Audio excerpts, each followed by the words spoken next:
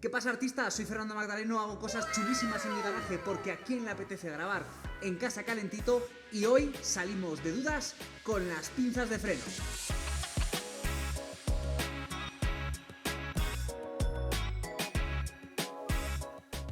He oído en varias circunstancias, entornos, círculos, utilizar según qué palabras relativas a los frenos porque pues suenan bien, ¿no? Por ejemplo, hablar de una pinza radial flotante, ¿no? Y otras cosas que pues por definición no pueden ir juntas, ¿no? Hablar de la cantidad de pistones, que si es axial, que si es radial. Hoy lo resolvemos rapidito. La pinza de freno en cualquier moto tiene un funcionamiento relativamente sencillo y se asemeja a esto. En resumidas cuentas, el disco gira a las mismas revoluciones que la rueda. Cuando accionamos la maneta, dos superficies de hecho, estrujan al disco de forma perpendicular al sentido de giro del mismo hasta, pues, eventualmente pararlo. Ahora bien, y volviendo al ejemplo que os mostraba antes, ¿no? De esto que gira y esto que lo aprieta, la mano, ¿no? Hay diferentes tipos de mano en función, por ejemplo, de la cantidad de dedos que aprieten o desde dónde se esté ejerciendo la fuerza. No es lo mismo que esta superficie que gira la intentemos parar apretando con un dedo desde un lado que esa misma superficie la intentemos parar apretando con dos dedos desde los dos lados. Y por si no lo habíais entendido todavía, pues el símil de las manos es sencillamente, pues las manos se refiere a las pinzas, ¿no? A las mordazas. Y podemos encontrar, pues, pinzas que tienen diferente número de dedos o de pistones en este caso, ¿no? Por ejemplo, podemos encontrar pinzas de un pistón, de 2, de 4, de 6, y luego hablaremos de el factor desde dónde se ejerce la fuerza. Cuando hablamos de los pistones, normalmente a mayor cantidad de pistones, mayor potencia de frenado. Sin embargo, esto no es siempre así. Por ejemplo, antaño la Yamaha R6 llevaba pinzas de 6 pistones y no necesariamente tenía una frenada más potente. Entran en juego otros parámetros, como por ejemplo el diámetro de los pistones, o mismamente empezamos a ver diferencias cuando hablamos ya de la bomba de freno, del caudal que tienen, del émbolo, del cilindro. Hay una serie de cosas aparte de la cantidad de pistones. Cuando los pistones se encuentran a un solo lado de la pinza, hablamos de pinzas axiales y flotantes. Axiales porque el tornillo que las sujeta a la suspensión, en este caso, está en disposición axial o en el mismo sentido que el eje de la rueda, ¿vale? Y flotantes porque la pinza tiene la capacidad de desplazarse en ese mismo eje, ¿vale? El tornillo al final le permite moverse en esa misma dirección, es decir, de forma perpendicular al sentido de giro del disco.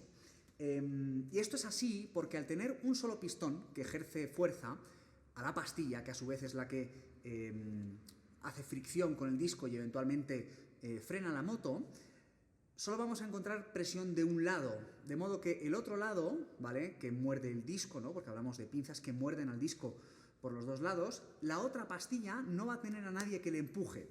De modo que ese pistón lo que va a hacer es ejercer suficiente presión como para que la pastilla que está inmediatamente debajo empiece a rozar con el disco, pero que la mordaza o la pinza también se mueva hacia arriba, de modo que este pistón empieza a extenderse, mueve la pinza hacia arriba para que la pastilla que está abajo también muerda el disco y así podamos desgastar y frenar de los dos lados. Cuando hablamos de pinzas con pistones opuestos, como por ejemplo esta de aquí, hablamos de pinzas fijas y esto se debe a que tenemos pistones de los dos lados del disco, de modo que son las pastillas las que van constantemente acercándose, mientras que la pinza de freno permanece estática en su misma posición, ¿no? Entonces, por eso hablamos de pinzas fijas, y en el caso de las pinzas de pistones opuestos o fijas podemos encontrar anclajes axiales, como en el caso de las flotantes, o anclajes radiales, como vemos en esta Brembo de aquí. Las pinzas fijas, que como decía tienen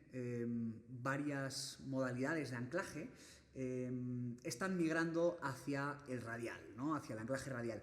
Primero porque, bueno, se utiliza en competición y está más de moda, pero sobre todo porque, como decía en otro vídeo que os pondré también por aquí arriba, ofrecen más rigidez al conjunto de freno.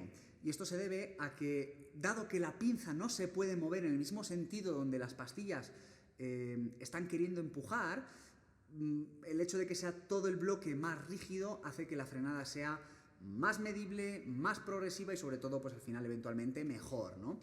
Y la pinza no se mueve de sitio porque al estar los tornillos, como veis por acá, en el sentido de los radios de la llanta, que por eso se llama radial, la pinza solo podría moverse hacia adelante o hacia atrás, ¿no? Si miramos esta rueda, pues solo podría hacer esto, porque es el movimiento, el juego que le permitiría al tornillo, ¿vale? No puede moverse hacia estos lados porque sencillamente el tornillo no se lo permite. Entonces, esa falta de movimiento pues hace que la frenada radial sea a priori y en ficha mejor.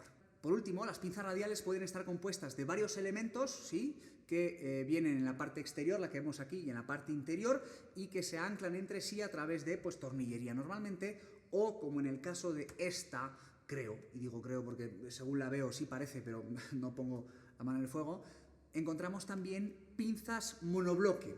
El nombre monobloque se explica solo, es sencillamente un solo bloque, una sola pieza de fundición, de modo que no tenemos dos piezas que se anclan entre sí, todo con el mismo objetivo de la rigidez, ¿no? Al final, si tenemos dos piezas que se unen, por más apretados que estén los tornillos, hay un eventual espacio y un eventual potencial movimiento, mientras que si es una sola pieza, pues sencillamente no se puede mover por más que quieras, lo único que podría hacer sería retorcerse por frenadas ya muy locas, no pasa.